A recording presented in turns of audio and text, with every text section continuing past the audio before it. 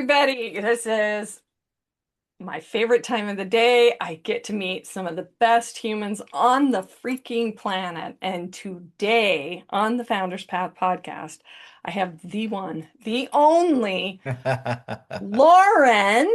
I love you, Loren.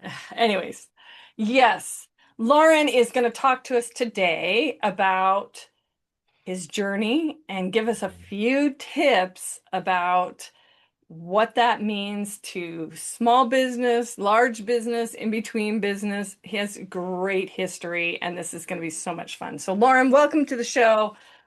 Awesome. Yeah, thank you so much, Valerie. Super excited to be here. Yeah, man, I got to tell you, my journey the last about decade has just been one of falling in love with small and medium-sized entrepreneur businesses, folks that are just trying to make it go, that are trying to figure out day to day how to feed their family, how to hire that extra crew for their landscaping team.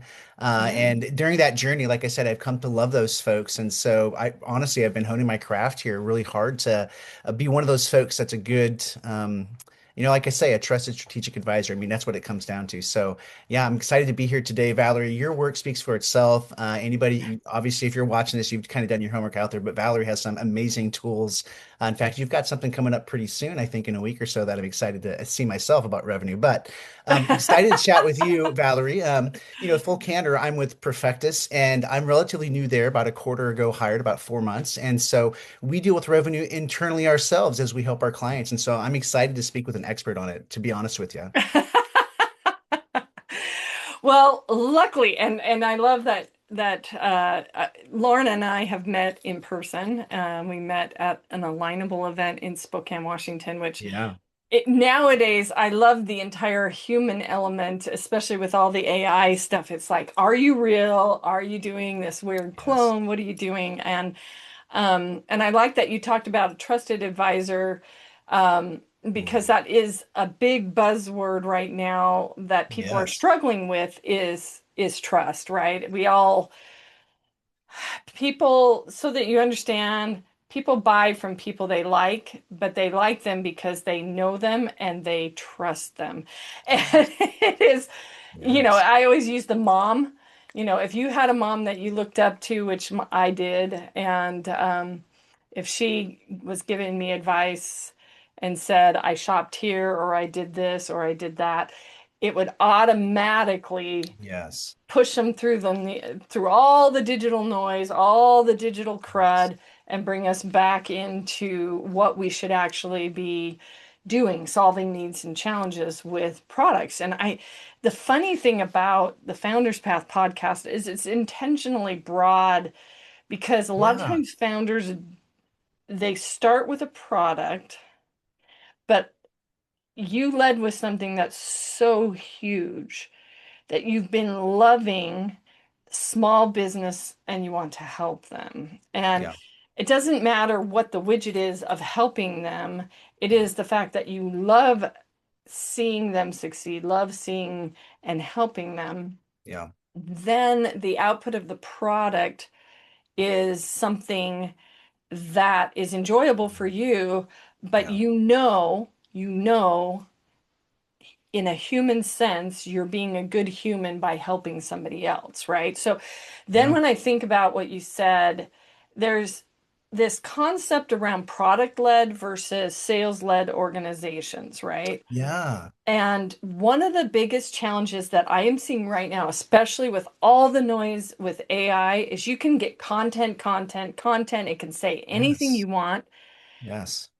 The challenge that you have, and this goes back to the roots of young Valerie, Nordstrom, customer always right. Okay. Customer, Mm. I don't care if you're a nonprofit or for Mm. profit. Yes. I don't care if you're a mom or a dad. Yeah.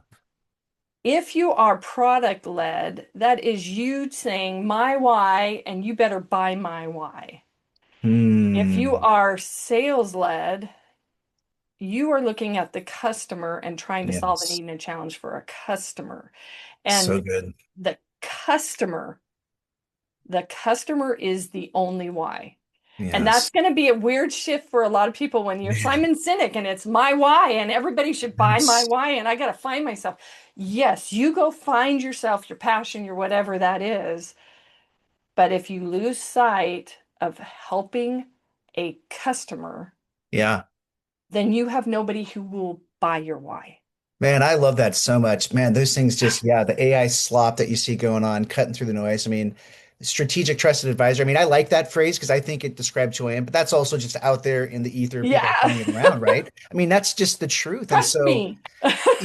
that kind of goes back to that, but that individual relationship you talk about is, I mean, here's the truth. Like in my industry, right? So I'm in business consulting. We help businesses acquire, scale, and exit, right?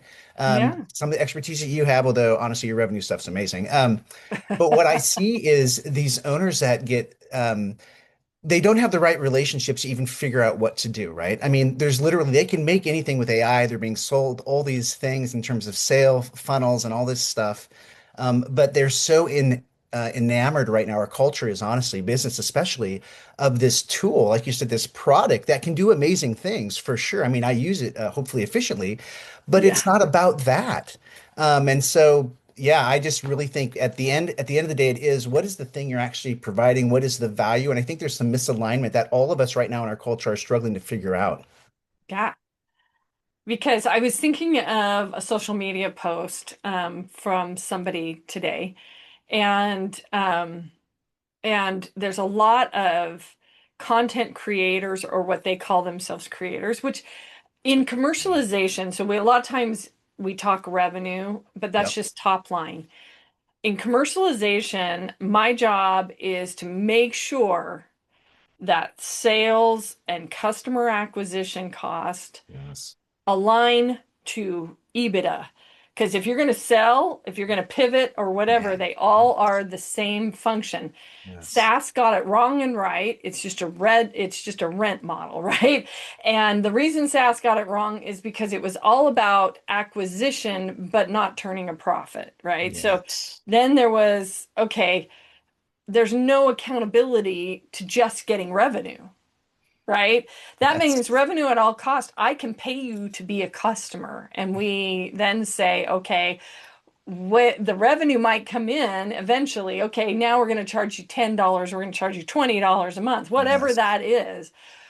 But it doesn't holistically help the company itself No. that has to live to repeat another day in order Yes. to eventually have employees or eventually, like you said, scale, exit, do whatever they're Yes. going to do. And when you're commercializing, you're thinking of the entire market share Yep. that's out there. Because a lot of times people come to me and they'll say, hey, you need to go in and I've got this great product. I've got this fabulous product. I need you to market my product. And I laugh because a lot of times I align all of those things and I'm like, well, okay, tell me a moment, tell me just for a moment what it is exactly I'm marketing. Oh man. So good. I mean, honestly, get down to brass tacks. What is it that I'm marketing? And they'll say, well, I'm marketing, and then here's what they do: feature, benefit, vomit that they were Hmm. excited about. So Yes. here's this feature. I jump Yeah. on one foot 20 times for you Gosh. every single day. Okay. You jump on one foot every single day for me. Why would I buy that? Totally. Yeah, but it's really cool the way I designed it and developed it. And I use this tool, right? And it's so awesome. If you saw the code, I mean, and that's the truth. I mean, honestly, Valerie, that's one of the things we're seeing with our clients is they've got revenue and they're struggling with profit. I mean, we're kind of going back to basic stuff to just help them figure out, is your business even profitable? Like, can you Yeah. make money doing this? Can you make money doing this? Now, that's where the problem hits with the millennial, and people will say, oh, no, you just call this out. Well, it doesn't matter. We all have junk, right? I don't really care about that. Totally.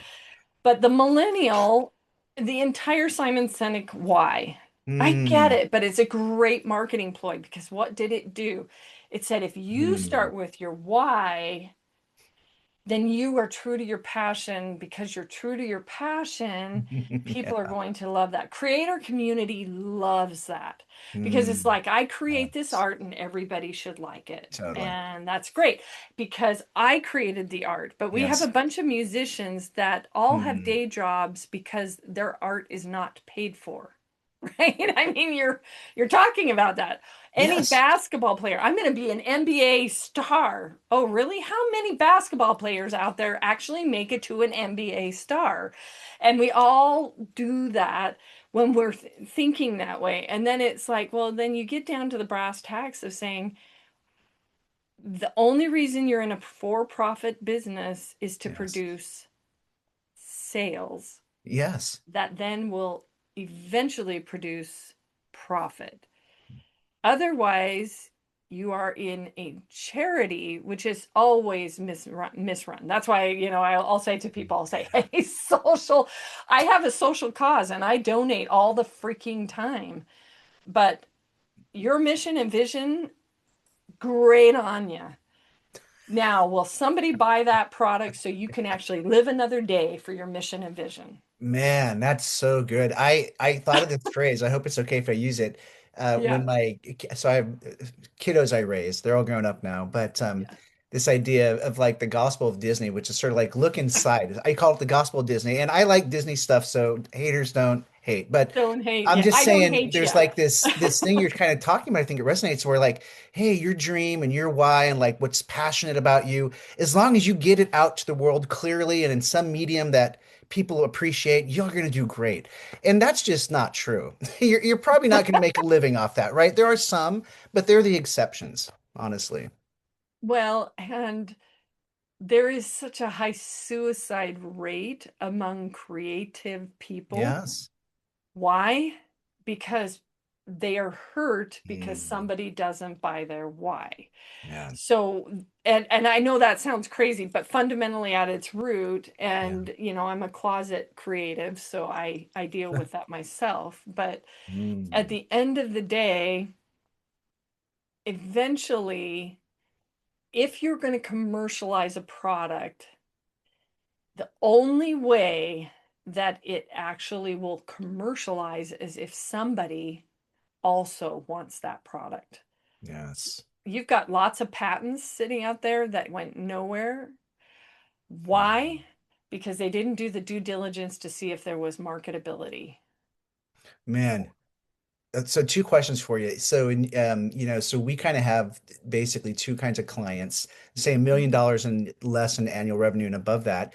When you're thinking about commercialization and some of the folks you work with, is it the same? And I don't want to go too far into tactics, but is it the same sort of tactical analysis for those businesses, like in terms of commercialization and what they're trying to do? Is the high line sort of thing the same?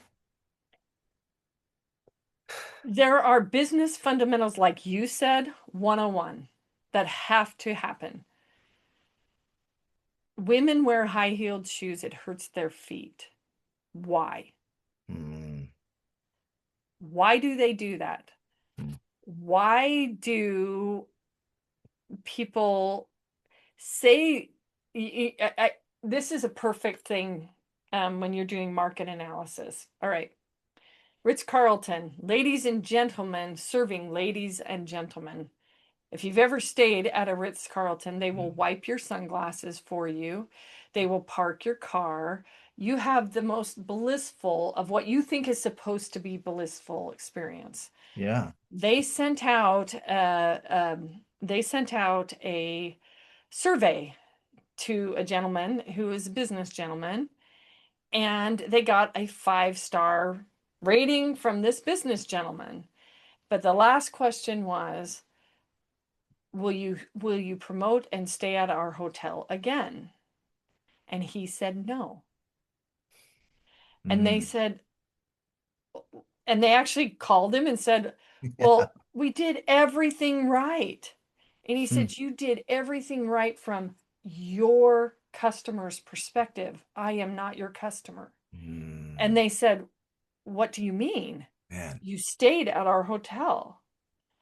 I was there for an event, but I don't want to pay for somebody to park my car. I don't want to have somebody do my sunglasses. I don't Yes. want to be constantly pinged by ladies and gentlemen having a silver platter sitting there with my drink on it that now I have paid quadruple the price because I'm having this experience. Yep. The experience doesn't match what I will pay for. Mm, And the challenge that most businesses have is they want to go in and they want to get like an EOS integrator who yep. says, here's how you operate your business. Yeah. Fabulous. Step by step, I can tell you how to operate your business. Did you do the due diligence on the market to see if the women wearing high-heeled shoes are going to change their freaking shoes? And if so, what will they pay for Totally. changing those shoes? Totally. I don't care if you love how beautiful those shoes look That's funny. How cheap they are to make. or how cheap they are Yeah. to make. Yeah. If you have not done the due diligence for the market, Man. now a lot of startup businesses are not startup category. Dog walkers, I love it in Spokane right now. There's this big billboard that says, we'll pick up your dog poop. I'm like, Yeah. that is a really good business model. Why? Because it's a pain that automatically hits, and people hate picking up dog poop. That's all And you're true. willing to do it. And it isn't like it's category defining, it's just someone is willing to pay a certain price point for you to Yeah. go in their yard before their yard guy goes in and picks up the poop. And you can commercialize that because you could also go to all the landscapers and say, I will go in and before you landscape, start picking up dog poop. Totally. Absolutely. Absolutely. Man. Yeah, it is. I'll tell you this, in the last decade, I kind of come out of the nonprofit world before, but the last decade, I am always astounded at the amount of ways people make money. I'm like, man, that's a great business idea. Never would occur to me. Good job. Yeah, good job. And that's Good job. doesn't have to be building an airplane from the year BC 100 in the tech space to actually make it a good businesses can monetize so many different ways. Yes. And it isn't about what the widget does, it's the problem it solves. And does it solve a big enough problem that people are willing to part with their money for it? And at what Man, price? so good. So, and that is the same in nonprofit, by the way. Yeah. Nobody's going They, to part with their money if the charity isn't actually solving some kind of something. yeah. I mean, seriously. Yes. Yes. Man. So, how Yeah, are no, you thank you. solving it? How are Yeah. you doing it today? Yeah, man, I mean, honestly, I think, yeah, I don't want to wax too philosophical, but I think our culture is not good at dealing with debt. And we've made it really easy to be in debt in our culture. And I think a lot of business runs on debt now. I mean, as just a sidebar, I'm a big fan of international soccer. So I watched the big boys in Europe. And the truth is, really, none of those teams, except a couple, make any money, even the big ones. Yeah. And so that mentality is like all throughout our culture with small business. And so you've got, you mentioned Simon Sinek and some of the stuff he talks about the millennial thing and, kind of joking about his why. His why is not everybody's why, but Yeah. everybody's kind of jumped on this bandwagon of um, thinking that I can go into debt in order to make more money. And there's obviously truth to that, right? Like you need to do that. There are times we absolutely counsel our clients to do it at the right time, right? But a lot of folks just think you're going to go in and I'm doing my thing and I'm going to get money to do my thing, and it does not work that way. So we don't just talk about quantity, right, of transactions happening, customers, client in. We talk about quality, because when you're thinking about the business, ideally at the end of the day, you're trying to build value in the business. That's sort of the big picture we just continually put back to our clients is you want to build a business with value. That means at some basic points, it can't depend on you all the time. You've got to build a team.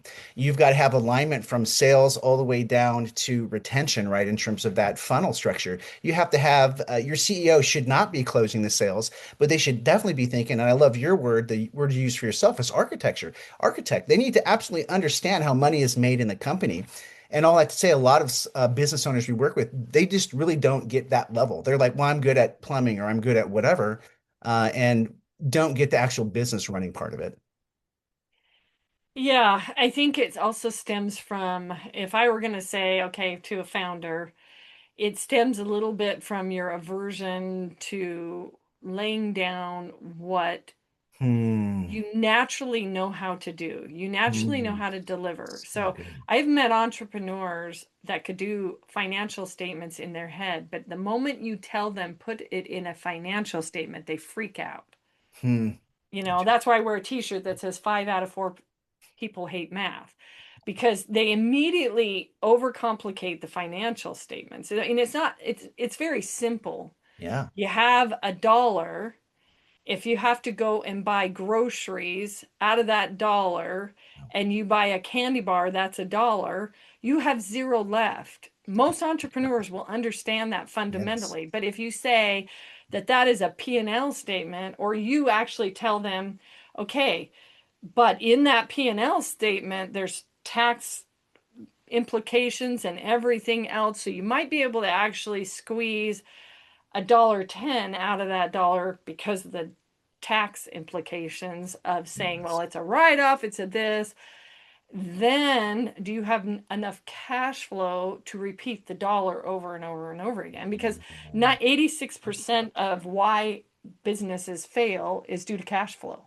Has Yes. nothing to do with the P&L profit. It's Yeah. you don't have cash to then pay for the next widget or the next thing or Yes. the inventory or the other, or to even put gas in your vehicle if you've got to go pick up dog poop for crying out loud at the end of the yard, right?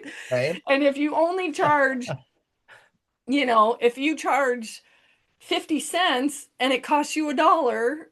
everybody knows, oh, whoops, I don't have, I'm Yeah. not making money. And that is P&L Mm. 101. If you want to do that with a lemonade stand, here's Yes. P&L 101. How much did it cost you to create the lemonade? How many people did you serve with that? And at what price point did you affix to it? What's left over is your profit. Totally. I mean, I love that you use that analogy. So when growing up, the kiddos would run their own lemonade stand, and so we always were like, "Hey, we want to, make lemonade, Dad." Can we? Like, sure, but we need to go to the store, and we need to. So I'd make them make a list of the things you need, and then you can pay me back. I'll give you the money. So we would do that. So they did a little P&L, right, basically for the business and how much they charge. And of course, let's be honest, they were cute little girls, so sometimes people paid a lot more than what they were asking for. But that really, was the marketing spend. And that was the value creation, right? Because remember, price is a function of value. So and they could so pay good. a little bit more because they were cute. So you actually can put that on a line item for marketing spend. That's Cute. awesome. Yes, yes, a successful lemonade stand for a couple summers for sure.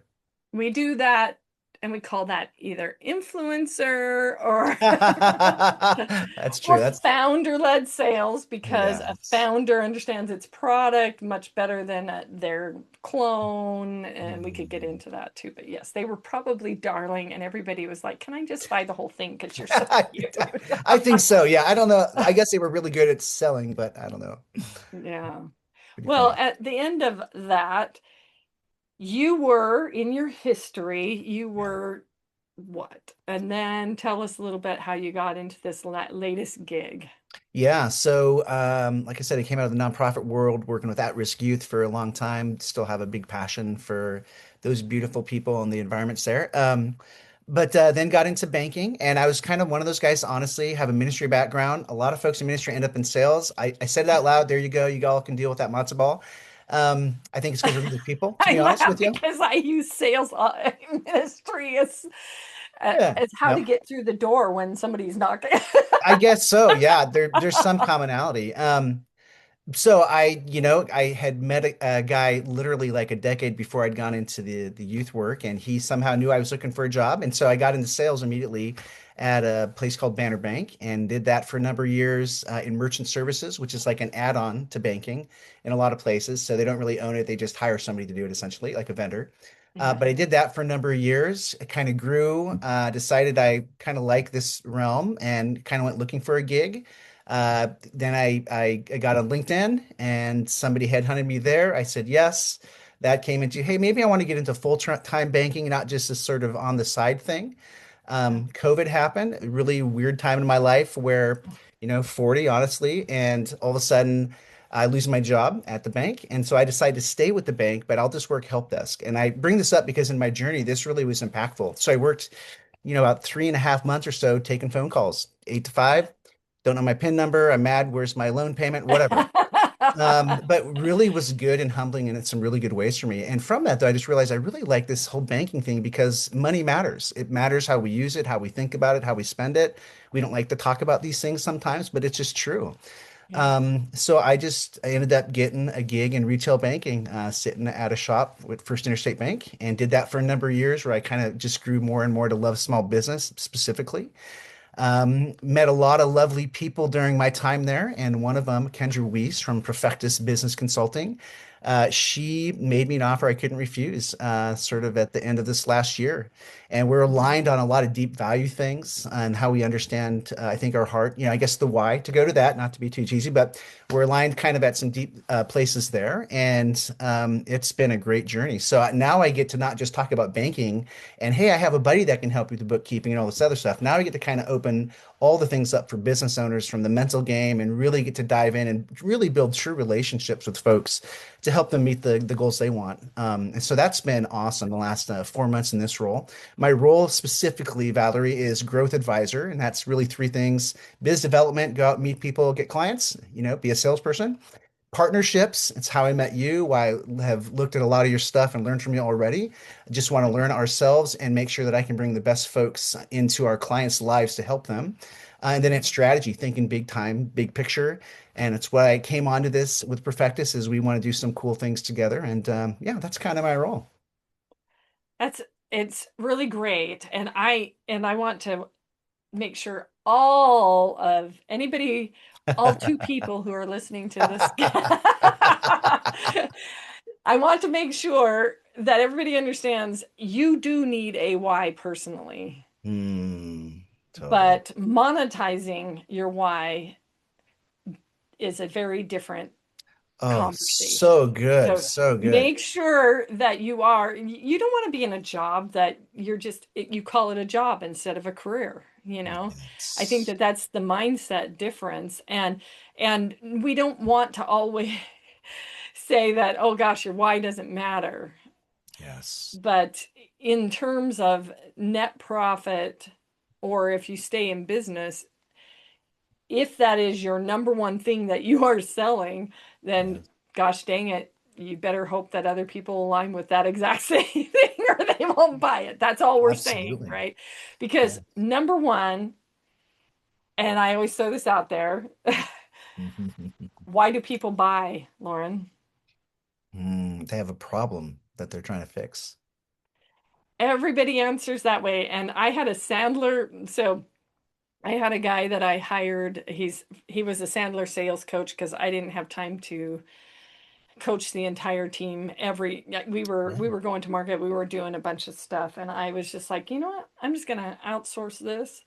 There's tons of them. And I kind of give him a shout out. His name's Anthony Mayo, and he said something that I will never forget. He Mm, took the team one time and he said, tell me why people buy. And the yeah. team went, solve a need and a challenge. And I'm like, well, that's the act of sales. And they went through all the symptoms of why people buy, So good. but why people buy is for their reasons.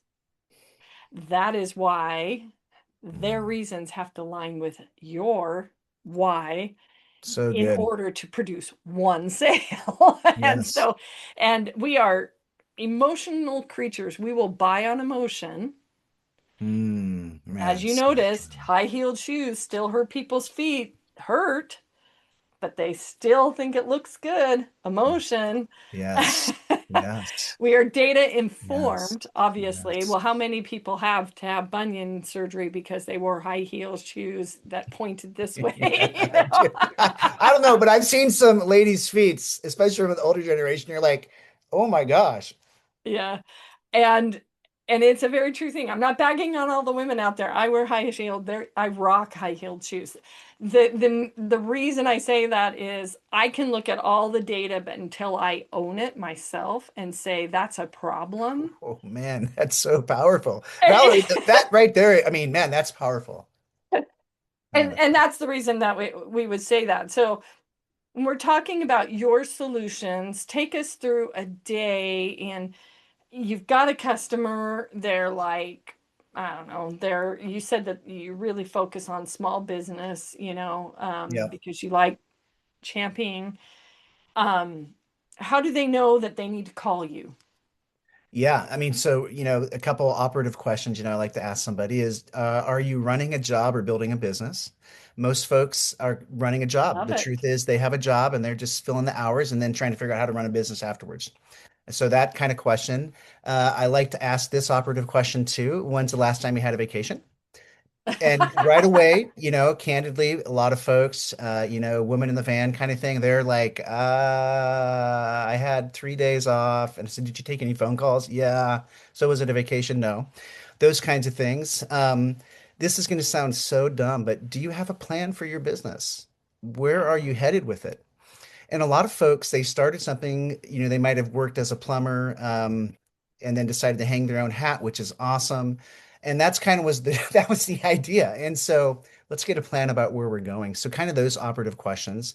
But really, I think the other thing we see too now is the way that folks come to us is hiring issues. We just see that a ton. That's sort of generational. And then we have folks who have revenue coming up and profits going down, and they don't know what's happening. And so we get into the guts of what's actually happening. Some of your expertise, to be candid. Just we have some systems and tools we use to help analyze what's happening there. Yeah, I don't know if that answers your question, but those are kind of the It things that did. we see. Well, because connecting the pain with who actually will reach out to you is the important part. These are the, Mm, everybody else will say, who's your ideal customer profile? That's fabulous, but that's not really what they're asking. They're mm, saying, what do I look for?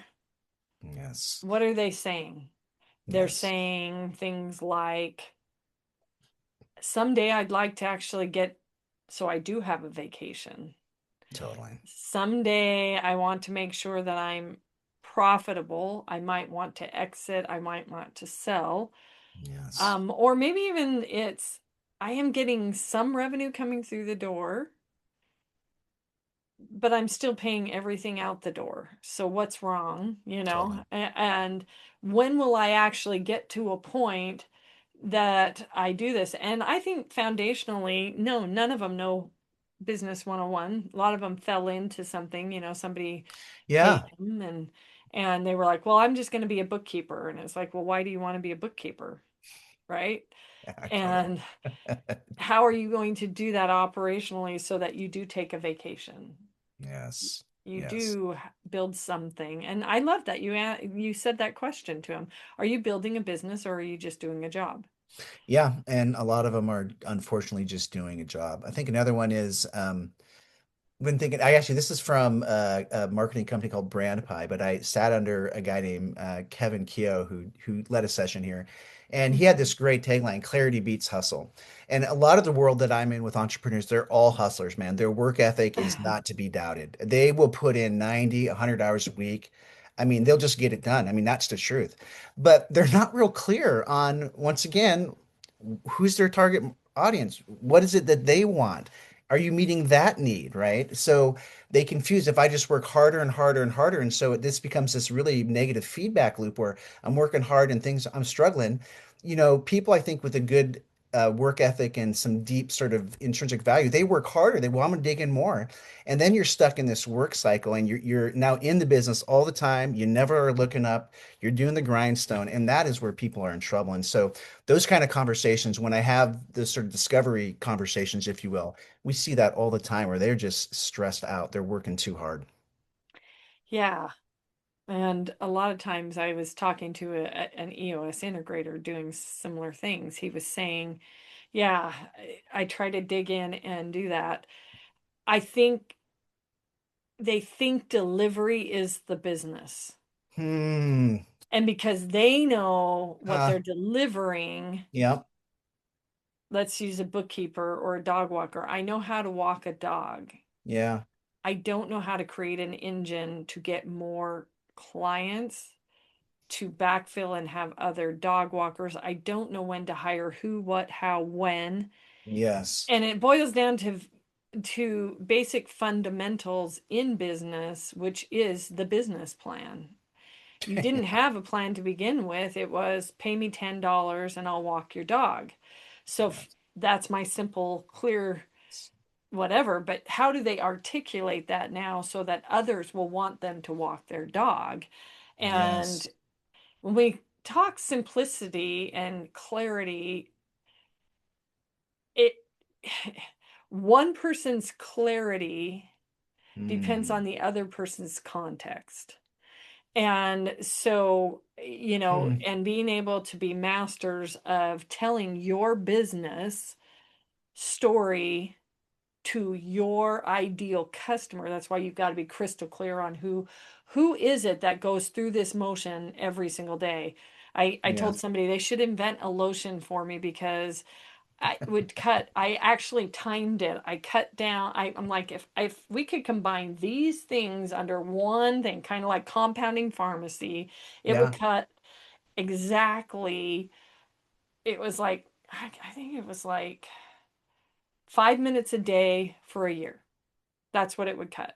Wow. And if I quantify my time, I want to capture that 5 minutes because I could be spending that 5 minutes doing something else that is better to be done for Yeah. me. And I'm like, so if I could just send in my formula to somebody and say, will you just put this together instead of me having to buy this, buy that, buy this, buy that, Yes. and model it and everything. And I was like, so how would you articulate that to another customer who hasn't experienced that same or felt that 5 minutes would capture them time back, right? And Yes. that's why I'm saying it depends on the context because lotion is lotion. Yeah. That's very clear. Lotion lubricates your body, right? Right. We know what it does. Yes. Yes. I had a conversation, just thinking again about some of the conversations I have. I had a conversation with a gentleman the other day, and what I realized in the middle of it is, and I think you'll appreciate this, Valerie, is there's sort of passive suffering and active suffering. Yes. And what I see with a lot of entrepreneurs is they're idea people, they're go-getters, they're workers, and they are really willing to passively suffer.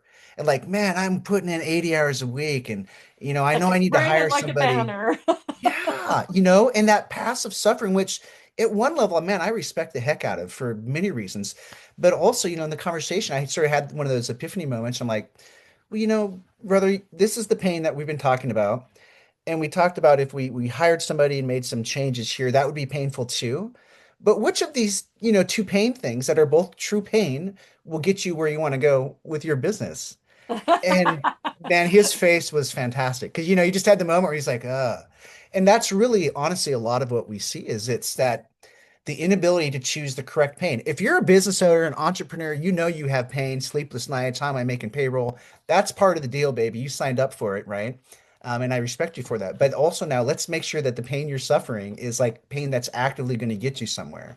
Like a Um, gym membership, right? Instead of the other. Or the high heel shoes. It's going to get you on the runway of yes, the yes, or whatever it's actually doing. I love that passive suffering. yeah, I think I think you're absolutely right. If you were in a line at a grocery store, at least 50% of them are passively suffering. If you looked mm, into the faces of them. And it is, we choose our battles. There's a timing to the passive suffering, I oh, think, that's good. that's Yeah, missing too. that's good. And Yeah. so the timing is how Mm, long will you put up with the passive suffering because a bigger suffer needs to be handled sooner.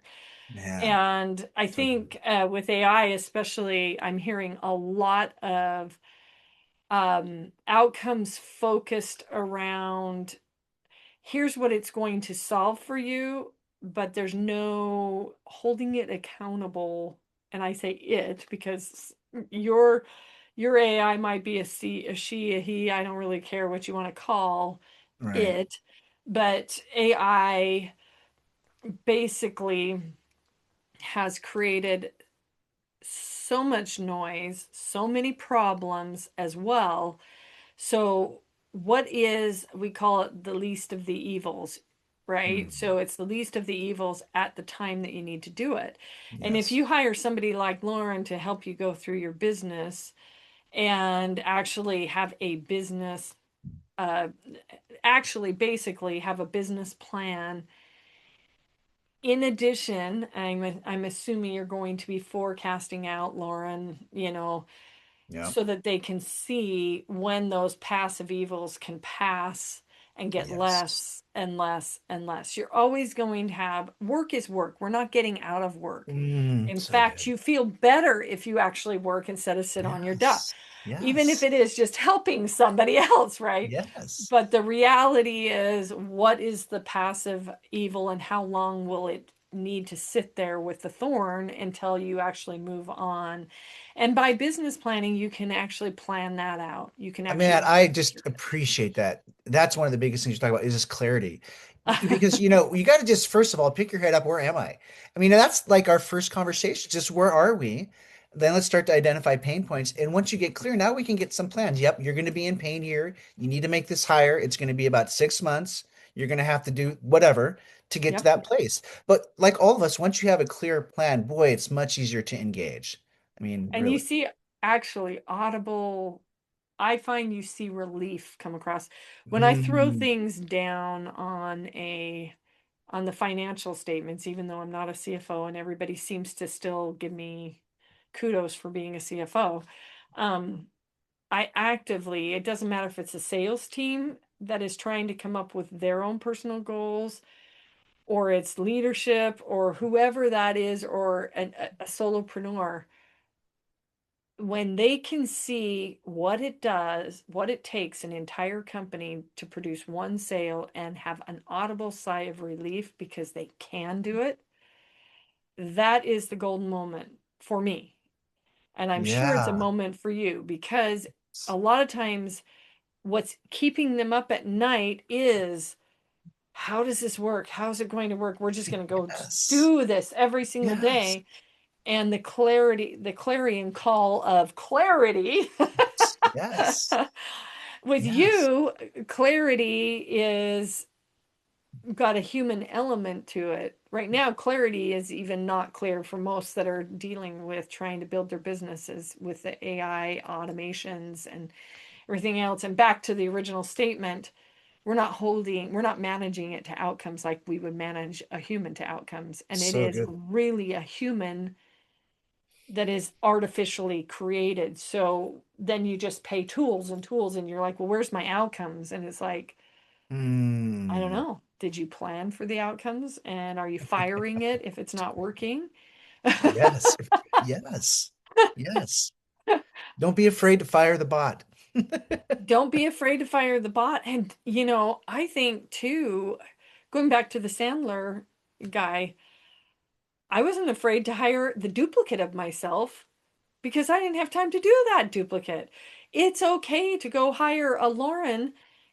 You don't have to be everything to your business. In fact, the smartest CEOs are aggregators of the smartest people. So good, man. I love it. Yeah, love that. I'm going to totally steal that phrase, just so you know. Oh, okay. Yeah, I it's won't egg. remember it. I make this stuff up as I go along. It's a good one though. Aggregator. Yeah. Yeah. And if you learn that you're the aggregator for your business, you're not the deliverer of it, you're Mm, probably going to get there further and faster, you know. yes. So, Lauren, how can they get a hold of you? Because they are going to want to get a hold of you to at least map out and help them with their passive suffering. Yeah, no, I appreciate that. So, yeah, a couple things. LinkedIn, that's super easy to get me there. Loren Baker. You can see that stuff in the notes here. Lorenbaker. I'm the one in Spokane. There's not a lot of us on this side of the Rocky Mountains, but there are a few Lorens that are boys. So Loren Baker on LinkedIn. Also, you can get us on our website. That's profectusconsulting.com. And that's PRO as in pro, fect us consulting.com. It's a website, all the contact stuff there. Um, yeah, and really, this is what we talk with anybody is we're all about giving away the free value in terms of how we understand things work in business. The truth is anybody out there can chat GPT or get Perplexity or go to Claude and make an agent. I mean, that's just honest. The data's all out there. We know that's not going to happen. We help actually implement those ideas. And so if you really, as a business owner, actually want to candidly take coaching and dive in and work on that passive, when and change that passive suffering to active suffering and what those things look like, we would be the kind of people to work with. That's awesome. All right. Another great show on the Founders Path podcast. You gotta really reach out to Loren Baker. He is a great human. And if you didn't watch this show, he's got a smile on and you're just listening the whole way through. And yeah, check him out on LinkedIn. And thank you. If you liked this show or you want to tell us that it wasn't your favorite, whatever you want to do, Yes, it's feedback is more always therapy welcome. for me. If you like this show, then please like it, love it, share it, move it on, whatever you want to do. And thank you so much. Have a blessed day. Yeah, bye. You can see this.